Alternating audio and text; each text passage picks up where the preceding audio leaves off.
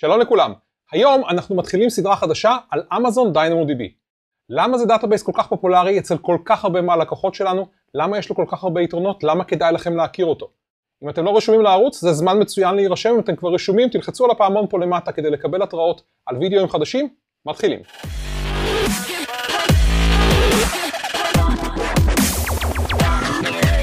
אז מה זה בכלל אמזון DynamoDB? אז אמזון DynamoDB הוא למעשה דאטאבייס מהמשפחה של NoSQL Databases, שנוצר על מנת לספק פרפורמנס ברמה מאוד מאוד גבוהה לאפליקציות שלכם. האמת שהוא נוצר חלק מהעבודה שנעשתה בתוך אמזון, כדי לפתור אתגרים של אמזון בכל העולם הזה של דאטאבייסס, ו-DynamoDB התפתח עם השנים למוצר שבו הרבה מאוד מהלקוחות שלנו, כולל Amazon.com, משתמשים בו לסקיילים מאוד מאוד גדולים, עם כמויות מאוד גדולות של דאטה וביצועים מאוד מאוד מהירים. אז NoSQL הוא חלק משינוי שקורה היום בעולם של דאטאבייסים.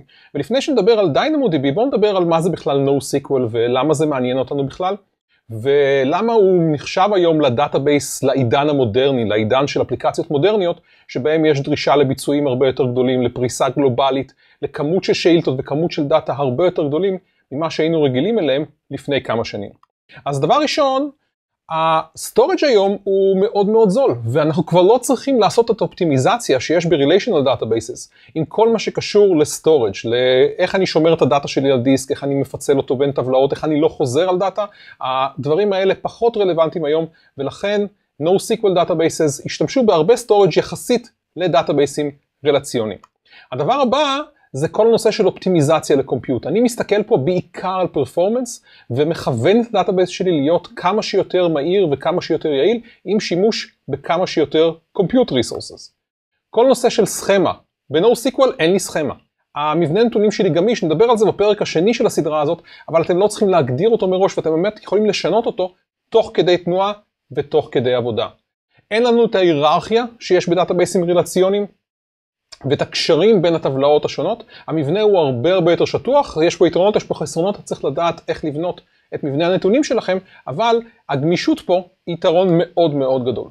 אנחנו מתרכזים בריל טיים, אנחנו מתרכזים בפרפורמנס מאוד מאוד מהיר.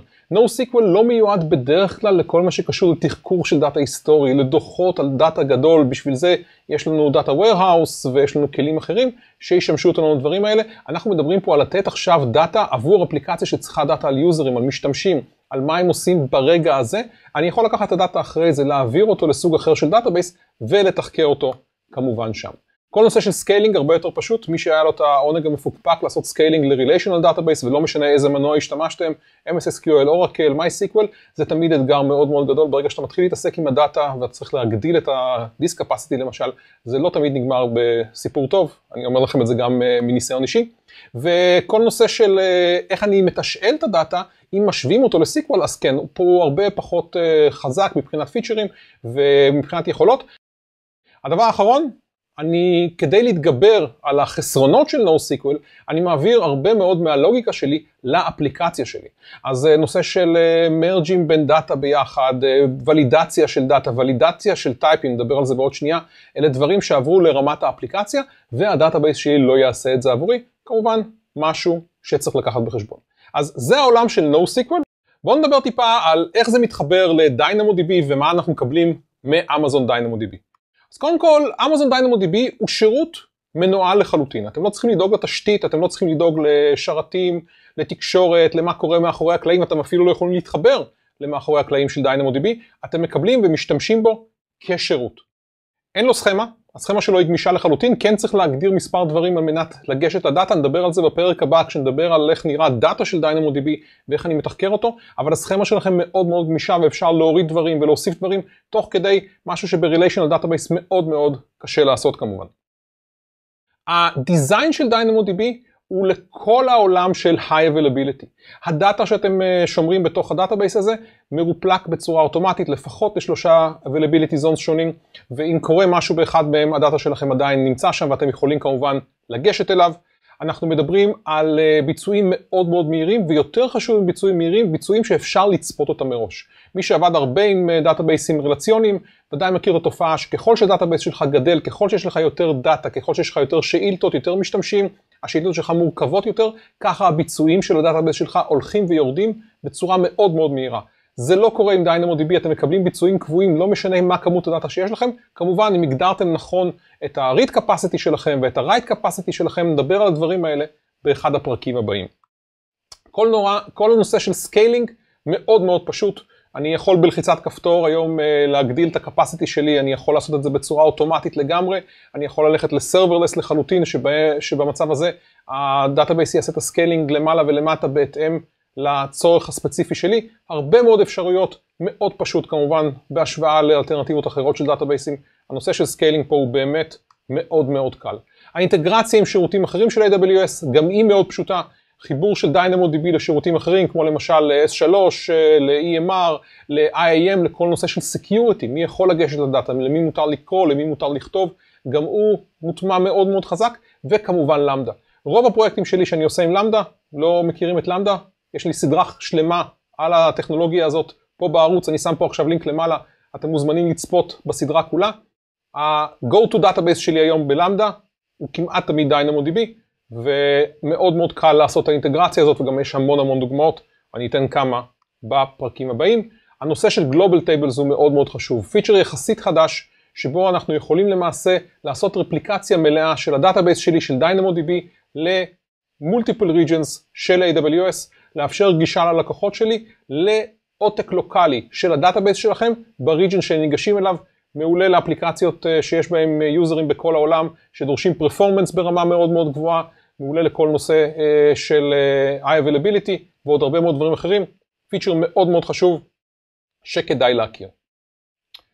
אז מה עוד צריך לדעת לפני שמתחילים להשתמש ב-DynamoDB? אז כמה דברים מאוד מאוד חשובים, כי בכל זאת הטכנולוגיה קצת שונה אם אתם מגיעים מהעולם של Relational Database, כדאי מאוד להכיר. דבר ראשון, המונח הזה של Eventual Consistent. DynamoDB הוא Eventual Consistent, כלומר אם אני עכשיו מבצע פעולת כתיבה ומיד אחריה עושה פעולת קריאה, לא תמיד אני אקבל את הדאטה הכי מעודכן מתוך הדאטאבייס, לוקח זמן לדאטה להיות מועתק ל-Multiple Availability Zones, ואני יכול לבקש ממנו לקבל דאטה שהוא Consistent, אבל זה יעלה לי בפרפורמנס וגם במחיר. קחו את זה בחשבון, בחלק מהמקרים יש לזה משמעות, בחלק מהמקרים אין לזה משמעות בכלל, כדאי מאוד להיות מודעים לזה. דבר שני, הנושא של ה-Query Language. ה-Query Language הוא מאוד מאוד שונה, הוא גם לא כולל את אותם יכולות שיש ל-SQL, כמו למשל ג'וינים מורכבים וחיבור בין טבלאות, ושאילתות באמת מאוד מאוד מורכבות. אנחנו עושים את הדברים האלה בדרך כלל, אם אנחנו צריכים משהו מעבר לדברים הבסיסיים של ה-Query Language של NoSQL, אנחנו עושים את הדברים המורכבים יותר בקוד שלנו, באפליקציה עצמה. הנושא של Data Types גם הוא מאוד מוגבל, אם אתם רגילים כמה עשרות דאטה טייפס מתוך דאטאבייסים רלציוניים, ב-DynamoDB וב-NoSQL בכלל, המספר הוא הרבה יותר קטן והרבה יותר מוגבל. אני חושב שהדוגמה הכי טובה לזה, זה שאין שדה מוגדר לתאריך, ואם אתם רוצים לשמור תאריכים, אתם צריכים לשמור אותם כסטרינגים, ואז באפליקציה שלכם לעשות את המניפולציות האלה, עדיין אפשר לתחקר, אם שומרים את התאריך בפורמט מסוים, על בסיס התאריך, למשל, תן לי פוסטים מיום מסוים, מתאריך מסוים, או החל וכו' וכו', אבל קחו בחשבון, אין דאטה טייפ ספציפי לתאריך, וכמובן לעוד כמה וכמה דוגמאות. הנושא של סטרימס מאוד מאוד חשוב. אתם יכולים לקחת את הדאטה שמגיע, את הפעולות שמתבצעות על DynamoDB, ולשדר אותם החוצה באמצעות סטרימס. זה מעולה כדי להעתיק למשל דאטה ל-SQL. אם אתם רוצים אחרי זה לשמור דאטה היסטורי, לתחקר אותו ודברים כאלה, זה מעולה לגיבוי, טריגרים שיכולים לעשות פעולות בלמדה, ועוד הרבה מאוד דברים אחרים.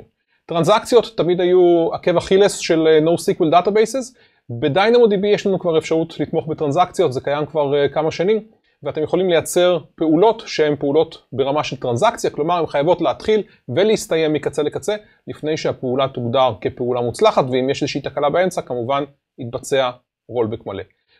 כמה limitations של המערכת, אז קחו בחשבון שהאייטם, השורה הבודדת בתוך הדאטאבייס, הגודל המקסימלי שלה הוא 400K, זה כולל את הכל, זה כולל את הדאטה שלכם, וזה גם כולל את השמות של השדות, בגלל הצורה שבה הדאטה נשמר ב-DynamoDB, אז קחו את זה בחשבון. יש לכם כל מיני לימיטים על אינדקסים, אנחנו נדבר על אינדקסים גם באחד הפרקים הבאים, כלי מאוד מאוד חשוב בכל העולם של NoSQL בכלל, וב-DynamoDB בפרט, אז יש לימיטים על Global Indexes, ויש לימיטים על Local Indexes, כדאי מאוד להכיר את הדברים האלה, ולהשתמש בזה בהתאם. דבר אחרון, לפני שנסיים את הפרק הזה, הוא מתי לבחור ב-DynamoDB ומתי להעדיף טכנולוגיה אחרת, מן הסתם SQL או In-Memory Database או דברים דומים. אז קודם כל, מתי להשתמש ב-DynamoDB? יש לכם דאטה פשוט, key value, השאילתות שלכם יכולות להתאים, אין פה בכלל שאלה, NoSQL הוא הפתרון ל-key value data או ל-document data. קחו בחשבון שבאותה הטמעה ב-relational database תהיה בדרך כלל יותר יקרה, לאורך זמן, יותר איטית, וזה פתרון מאוד מאוד מאוד טוב. כל נושא של קריאה וכתיבה בקצבים מאוד מאוד גבוהים, פה יש לנו יתרון שהדאטאבייס הזה לא מושפע מהכמויות, וייתן לכם ביצועים קבועים, לא משנה כמה שאילתות תזרקו עליו, כמובן אם הגדרתם אותו נכון. ה-low latency יישמר, שוב, בלי קשר לכמות הדאטה, בלי קשר לכמות המשתתפים, או המורכבות של השאילתות, אתם תקבלו ביצועים שאפשר לצפות אותם מראש, וזה דבר מאוד מאוד חשוב כשמתכננים ומפתחים אפליקציה, קחו את זה בחשבון. כל נושא של size ו-throughput limits, אם אתם לא צופים פה גדילה מאוד מאוד גדולה מבחינת כמות הדאטה, או שאתם חושבים שאתם תצטרכו throughput מאוד גבוה שיש לו משמעות מבחינת מחיר, הייתי הולך על DynamoDB. אם אתם הולכים לפתח אפליקציה עם המון טראפיק והמון דאטה, תבדקו טוב את נושא העלויות, כי נושא העלויות יכול להיות בעייתי. הדאטאבייס הזה ובכלל NoSQL, התשלום בהם הוא לפי כמות הריד ורייטס וכמות הדאטה, ואם אתם מגיעים למספרים מאוד מאוד גבוהים, התשלום יהיה כמובן בהתאם, אבל קחו ותעשו את הבלנס בין פרפורמנס, הצרכים שלכם, והעלות של המערכת. אתם כמובן לא צריכים לעשות שום דבר מבחינת טיונינג, אנחנו עושים את הטיונינג הזה אוטומטי לגמרי לפרפורמנס הטוב ביותר שהמערכת יודעת לתת. דורביליטי מאוד גבוה, בלי שתעשו שום דבר, אנחנו מעתיקים את הדאטה שלכם לכמה מקומות, הוא יישמר גם במקרה של תקלה. כל נושא של Cross-Region Replication, Global Tables הוא מאוד מאוד חשוב, אפשר לעשות את זה היום גם עם SQL, אבל הרבה יותר מסובך, DynamoDB יש לו פתרון מאוד פשוט בזה, ושימוש עם סרוויסים אחרים, כמו שאמרתי קודם. אני עם למדה כמעט תמיד הולך ל-DynamoDB, למה? כי החיבור מאוד מאוד קל ומאוד פשוט, ומאוד מתאים לסוג האפליקציות שאני מפתח. אם אתם בכלל מפתחים אפליקציות בעולם של Data Logging, IoT, Advertisement, שצריכים שם פרפורמנס מאוד מאוד גבוה, DynamoDB הוא פתרון מצוין לעולמות האלה. מתי בכל זאת לא להשתמש ב-DynamoDB? אז כמה דברים. קודם כל, אם אתם צריכים את מה שנקרא Referential Integrity, מה ש-SQL Database מאוד מאוד חזק בו, השמירה על הקשרים בין החלקים השונים של הדאטה שלכם, אם זה בין טבלאות, בין שדות בטבלאות, NoSQL לא יודע לעשות את זה, הוא גם לא מיועד לעשות את זה. אם אתם צריכים את הרמה הזאת של ה-Integrity בין החלקים השונים של הדאטה, כנראה ש-NoSQL הוא לא הפתרון שלכם. כל נושא של שאילתות מורכבות, אם אתם צריכים שאילתות מורכבות עם הרבה מאוד ג'וינים ועוד דוגמאות מהסוג הזה, שוב, שפת השאילתה של NoSQL מאוד מאוד מוגבלת, יחסית למה שאפשר לעשות עם Relational Database, קחו את זה בחשבון. כל נושא של Real-Time Analytics on Historic Data, גם פה, אם יש לכם כמויות גדולות של דאטה שאתם צריכים לתחקר, לא בטוח ש-NoSQL הוא הפתרון עבורכם, כנראה של Relational Database, איזשהו סוג של Data Warehouse, הוא פתרון מתאים יותר, וכדאי כמובן לקחת את זה בחשבון. אז זאת ההקדמה שלנו על DynamoDB.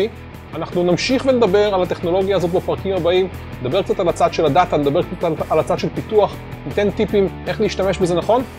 תמשיכו לצפות בנו, תירשמו לערוץ, וניפגש בווידאוים הבאים. ביי!